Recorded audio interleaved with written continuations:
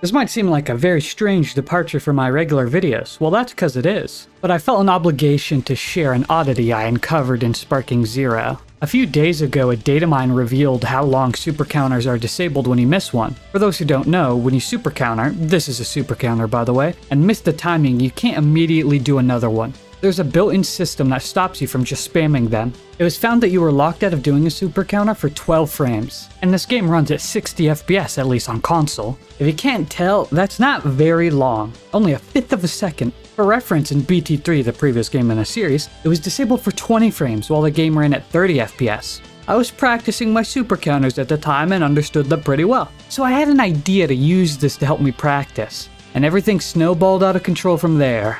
I started by creating a metronome in my editing software. I'm not going to give any details on how I created it out of fear that it will fall into evil hands, but it was a whole process. Next, I went into the game and recorded a combo from Super Saiyan 4 Gogeta. Out of all the top tiers, I think he has the fastest combo, so it gave me a great ceiling for what I needed. I then went in frame by frame and found the frames where I believe you can super counter. This isn't confirmed, but from some previous analysis I did while practicing my super counters, I have a pretty decent idea of where it's possible. I'm probably harsher than the actual game, but that's more of a benefit to the research. Basically, I believe it's right as the move is about to land / lands, but before the combo counter goes up. With this in mind, I found that frames 5, 6, 7, 8, 11, 12, 17, 18, 21, 22, 31, 32, 41, 42, 43, 47, 48, 49, 50, 55, and 56 are all applicable. Then I did the same for my metronome. If everything goes perfect, I input the counters on frame 21 through 28 and 42 through 49.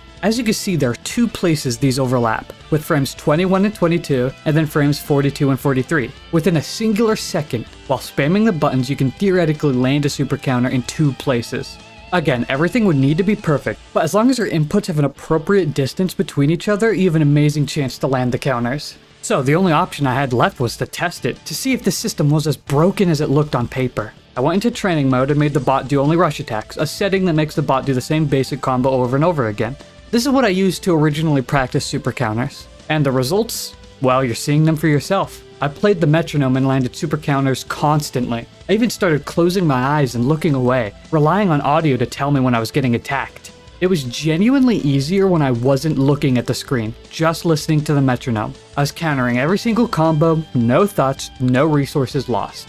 I was just punishing the opponent for doing exactly what they were supposed to do. I don't think I can appropriately state how concerning this was to me, especially when you look at how useless revenge counters are. A counter that actually requires resources but is stupidly easy to play around. It's left in a useless state while super counters, a method that takes no resources, are this easy to land. Before this, I was someone who thought the super counter system was perfectly fine. They were so hard to land and I thought it was a fair addition. But now I think they need a good rework. The fact that I can just spam the inputs and consistently get counters with no counterplay or resources lost, it's just not fun to play against, and the idea of everyone in ranked knowing this scares the hell out of me. But maybe I was overreacting. Sure, I wasn't looking good against this bot, but it was a tiny sample size. Maybe I just got lucky. Maybe it doesn't even work online. Well, good thing I'm gonna test both of these theories right now. First, I wanted a larger sample size, so I decided to test it against the bot 100 times. Then using the number of super counters I land to make a percentage, giving us a decently accurate success rate. So, I sat there for 20 minutes, staring at my wall with nothing but the constant chirping of my metronome to keep me company. If anyone follows in these footsteps hoping to gain an edge in ranked, there truly is a warm spot in hell waiting for you. Anyway, the first combo I super countered, no surprise there. Then as time went on, more and more counters happened. Nothing too bizarre so far. And hey, by combo 6, I actually failed. Maybe it was just a stroke of good luck last time. But then it kept going, and another failed counter didn't happen. By 50, I only failed twice. It was gross how well it worked. I thought about calling it there and just doubling the numbers, but I had to check if this was actually real. At the final combo, which was super countered by the way, I had a total of 6 misses. 6 out of 100, meaning I landed 94 super counters, giving us a 94% success rate for simply mashing buttons while not even looking at the screen. In fact, looking away is actually better for your odds. If you look at the screen, you can throw off your rhythm. It's quite funny that the system literally promotes not actually looking at the game. Alright, well that was a bust, but maybe it's not optimal online. Timing for vanishes and super counters seems slightly different online, so maybe it'll eliminate the problem. or just simple delay will be the end of this experiment. So I forced a friend to jump online without telling them what I was doing. I told them to combo me in whatever ways they liked while I just sat there and tested a little theory I had. And after I was done, I found that there were some differences, but alas, I was able to consistently spam the input and land a staggering amount of super counters. I will say, it was harder than in practice. The timing felt slightly off, and if the opponent goes for shorter combos, you have a lot less windows to actually pull it off. But the fact that I had even this good of a success rate with this counter that's the equivalent of a get out of jail free card is absurd. I just sat and pressed buttons with my eyes closed and gained an advantage for it. It's really comical. And honestly, I think you can optimize it even more. I've been playing ranked matches and testing different rhythms to mash to, and honestly, it feels like online is a less strict window for the counters, meaning you can mash even faster.